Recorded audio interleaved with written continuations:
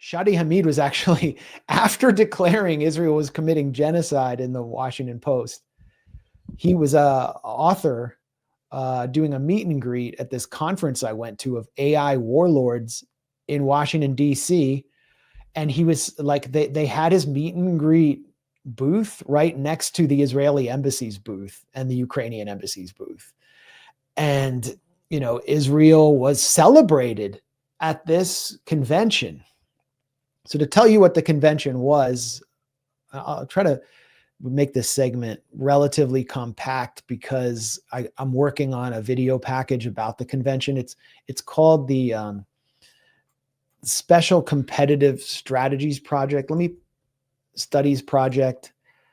Here's their homepage. I'll pull up first just to introduce everyone to it.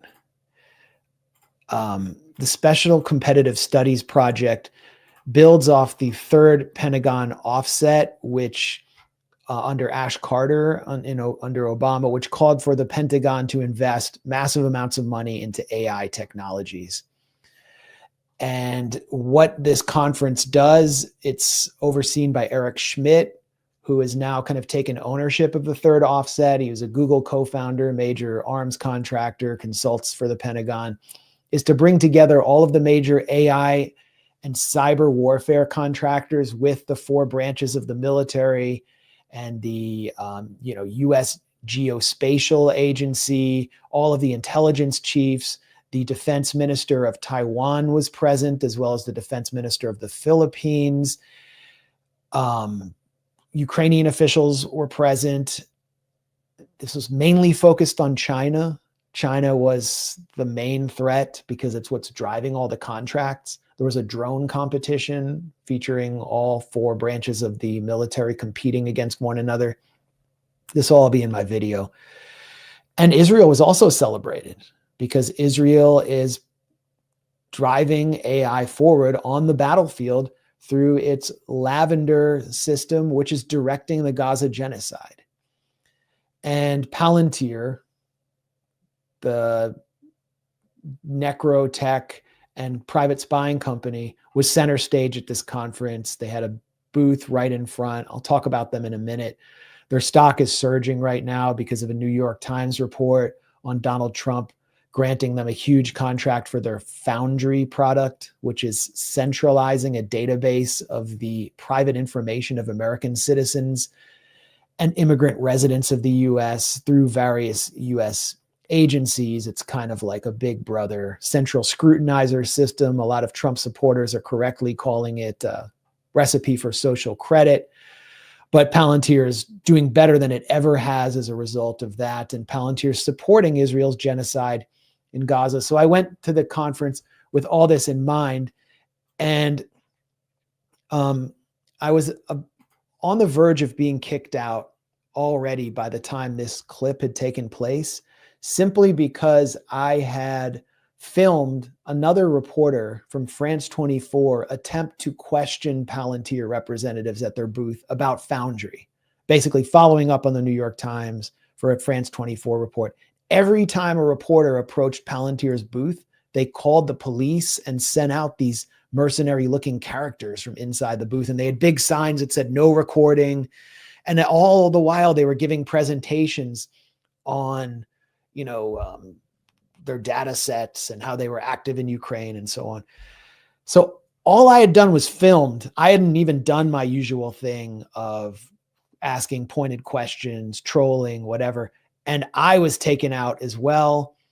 But they told me I'm not being kicked out. If someone asked me not to film, to just walk away. And I said, okay, if someone doesn't want to be questioned and doesn't want to be filmed, I won't, but I'm going to continue reporting.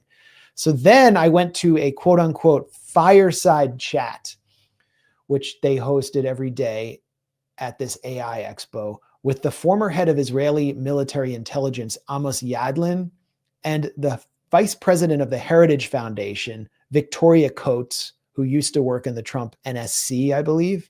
And she has this new book out about how the Jewish state can save America with its lessons learned in Gaza and Lebanon. The Heritage Foundation also oversees Project Esther, which is the blueprint for criminalizing campus Palestine solidarity activism. Amos Yadlin is very well known for devising the Dahiya doctrine, eliminating the distinction between civilians and combatants.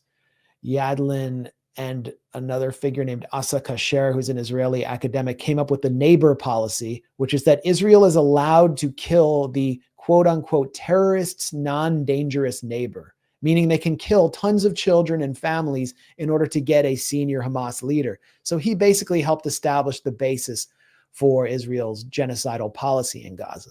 So I thought I should at least ask him a question after he came off stage about that and just see if he will say something back. And so here's what happened. And then, yeah, a surprise character jumped out at me.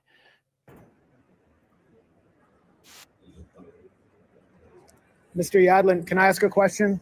Yes. I'm Max Blumenthal from the Grayzone. You were the subject of a New York Review of Books article about how you and Asa Kasher helped loosen the principles of distinction on killing civilians. And I wanted to ask you, like, how you see your role in the current genocide where thousands of children are being killed.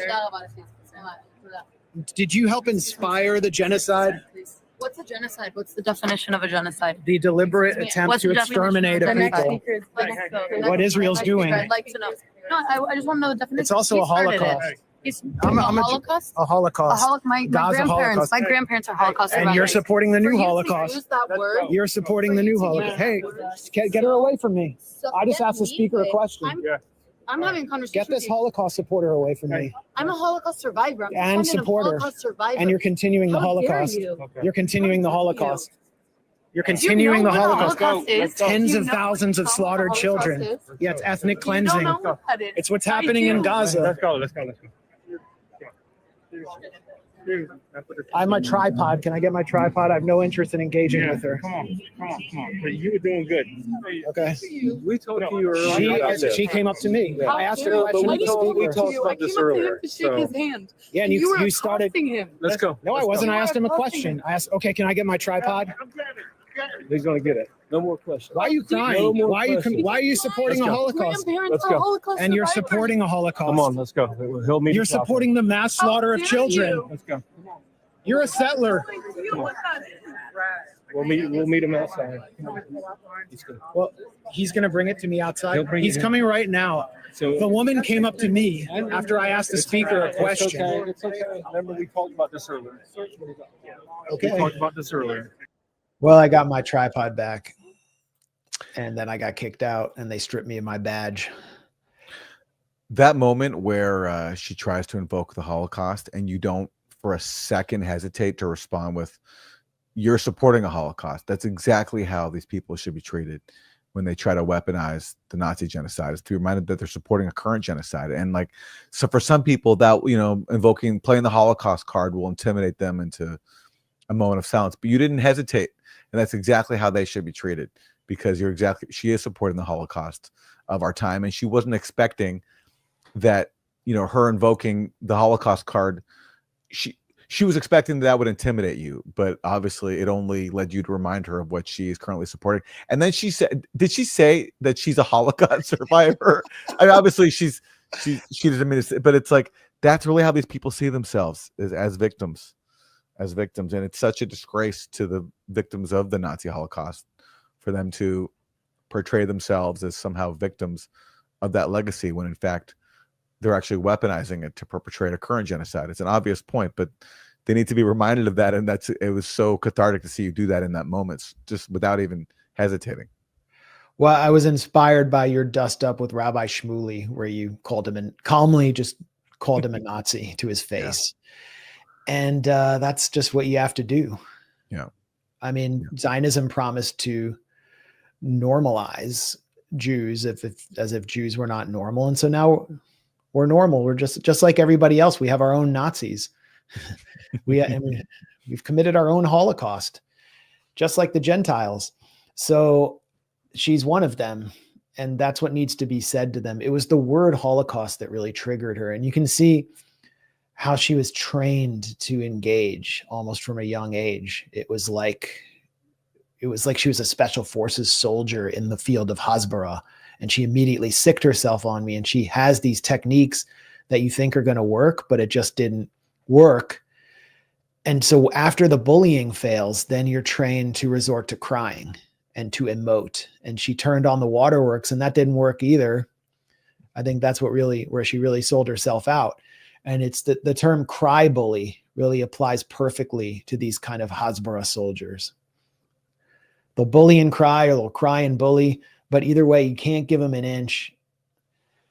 And I wasn't even expecting that. I was just trying to ask some pointed questions. I mean, stepping back a little bit, this conference was, I think, the most newsworthy event in DC in a long time. Considering how many warlords were there and how many consequential figures in tech, in the military, and foreign leaders, foreign officials were in basically one gigantic room. And all you have to do is just register as the press to go. And there were so few reporters there. The only reporters were on stage, and they were basically being paid by the arms industry to be there.